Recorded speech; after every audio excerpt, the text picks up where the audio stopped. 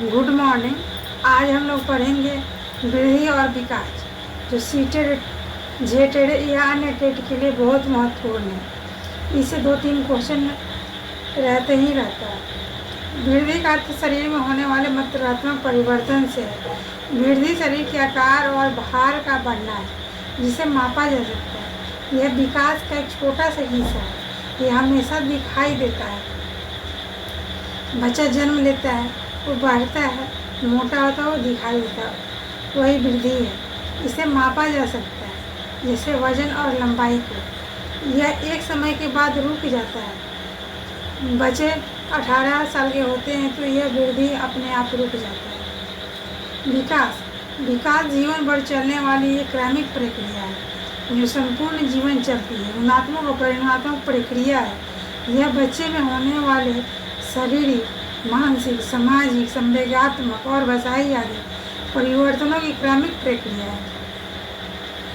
यह संपूर्ण जीवन चलती है, गर्भ से कब्र तक। इसे सीधे मापा नहीं जा सकता, केवल महसूस किया जा सकता है। यह मात्रात्मक और गुणात्मक दोनों होती है। इसे बच्चा अपनी भावनाओं को नियंत्रित करना सीखता है। विकास शरीर के बढ़ने तक सीमित नहीं रहता। विकास के कुछ प्रमुख क्षेत्र इस प्रकार हैं। भाषाई विकास, सुनना, बोलना, पढ़ना और लिखना। शारीरिक विकास, वजन, लंबाई, मांसपेशियां आदि। संज्ञानात्मक, मानसिक विकास, सोचना, समझना, तर्क करना, समस्या का हल करना इत्यादि। सामाजिक विकास, समाज में एक दूसरे के साथ मिलना जुलना और सहयोग करना। नैतिक विकास, सही गलत के समझ विकसित करना। संवेगात्मक विकास, गुस्सा, खुशी, डर आदि भावनाओं को समझना और नियंत्रित करना। विकास की प्रमुख विशेषताएं इस प्रकार हैं। विकास एक सतत प्रक्रिया है। 2. विकास क्रमबद्ध होता है। 3. विकास अचानक नहीं होता, बल्कि धीरे धीरे निरंतर होता है। 4. प्रत्येक बच्चे के विकास की गति अलग अलग हो सकती है। 5. विकास सामान्यतः सिर से पैर की ओर, सामान्य से विशिष्ट की ओर बढ़ता है।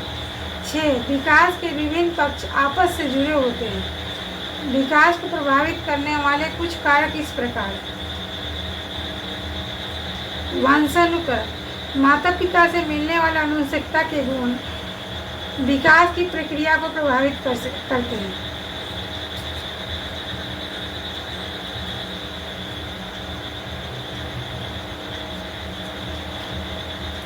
वातावरण, परिवार, विद्यालय, समाज और संस्कृति, मित्र आदि विकास को प्रभावित करने वाले कारक हैं। विकास के कुछ मुख्य सिद्धांत इस प्रकार हैं। 1. निर्धनता का सिद्धांत। 2. सामान्य से विशिष्ट का सिद्धांत। 3. पूर्वानुमान का सिद्धांत। 4. वंशानुक्रम। 5. विकास की दर में भिन्नता। 6. एकीकरण का सिद्धांत और वातावरण का सिद्धांत। इसको हम लोग इन सिद्धांतों को विस्तार पूर्वक पढ़ेंगे। निर्धनता का सिद्धांत, विकास कभी न रुकने वाली प्रक्रिया है, जो गर्भ से शुरू होती है और कब्र तक चलती है। सामान्य से विशिष्ट का सिद्धांत, बच्चा पहले पूरे हाथ को हिलाता है, फिर अंगुलियों से चीज को पकड़ता है। वंशानुक्रम, माता पिता से मिलने वाली जीन शारीरिक और मानसिक क्षमता तय करते हैं। पूर्वानुमान का सिद्धांत, विकास के पैटर्न का अनुमान लगाया जा सकता है। विकास की दर में भिन्नता, हर बच्चे का विकास अपनी गति से होता है। सभी बच्चे में एक समान नहीं होता। विकास सभी बच्चों में एक समान नहीं होता। कुछ बच्चों में धीरे धीरे होता है, कि किसी बच्चों में जल्दी जल्दी होता है। एकीकरण का सिद्धांत, अंगों का एक साथ मिलाकर काम करना। एकीकरण का सिद्धांत, वातावरण, पोषण, समाज, स्कूल और परिवार बच्चे के विकास को आकार देते हैं। वृद्धि और विकास से कुछ महत्वपूर्ण क्वेश्चन है, जो सीटेड, जेटेड या अन्य टेट में आते हैं, जो इस प्रकार है। आपको देख लीजिए। क्वेश्चन 1. वृद्धि मुख्य रूप से किस प्रकार का परिवर्तन है? तो वृद्धि मात्रात्मक परिवर्तन है। विकास की प्रक्रिया कैसी होती है? निरंतर और क्रमिक, अचानक। 3. अस्थायी। 4. केवल शरीर। तो विकास की प्रक्रिया कैसी होती है? निरंतर, धीरे धीरे धीरे होता रहता है, क्रमिक रूप से होता है। इसका आंसर होगा ए। 3 विकास सामान्यतः किस दिशा में होता है? तो विकास सामान्य से विशिष्ट की ओर, 2 विशिष्ट से सामान्य की ओर, 3 नीचे से ऊपर और 4 इनमें से कोई नहीं। तो विकास सामान्यतः सामान्य से विशिष्ट की ओर होता है।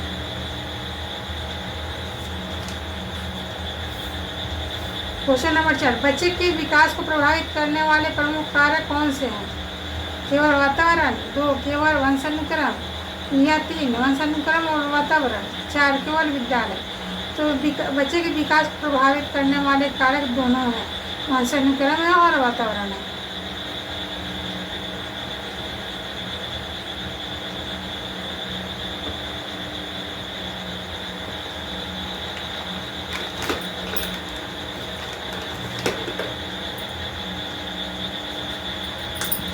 क्वेश्चन नंबर 3, क्वेश्चन नंबर 5, लंबाई और वजन में वृद्धि विकास उदाहरण है किसका?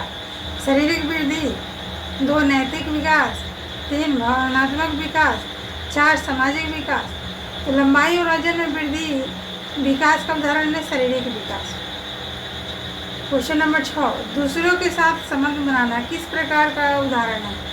सामाजिक विकास, 2 भाषाई विकास, 3 शारीरिक विकास, 4 नैतिक विकास। तो ये सामाजिक विकास है। क्वेश्चन नंबर 7, सोचने, तर्क करने और समस्या हल करने की क्षमता किस विकास से संबंधित है? बोलिए। शारीरिक विकास, 2 संज्ञानात्मक विकास, 3 सामाजिक विकास, 4 भावनात्मक विकास। तर्क करना, सोचना, यह संज्ञानात्मक विकास है। क्वेश्चन नंबर 8, बच्चे के विकास की गति कैसी होती है?